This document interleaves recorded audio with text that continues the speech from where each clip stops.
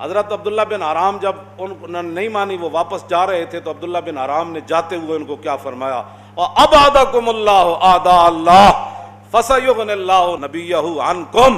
फरमाया ओ अल्लाह दे दुश्मनों, अल्लाह तुहानू और परे ले जाए, फसयुगनिल्लाहु नबियहु अनकुम। आहा क्या बात। हम भी यही बातें करते हैं, जो लोग दीन से मुनाफकत करते हैं अल्लाह उनको और परे ले जाए, और अनकरीब अल्लाह अपना दीन खुद ही गालिब फरमाएगा, उसका दीन तख्त पर आएगा। इनके मकर फरेब खत्म हो जाएंगे, खुफिया तदबीरें उसी की चलेंगी। हाँ, खुफिया तदबीरें उसी की चलेंगी। और वल्लाहु गालिबुन अला अमरी, अल्लाह का हुक्म ही गालिब आने वाला है। हाँ, वो जो मर्जी कोई कर ले, अल्लाह का हुक्म ही।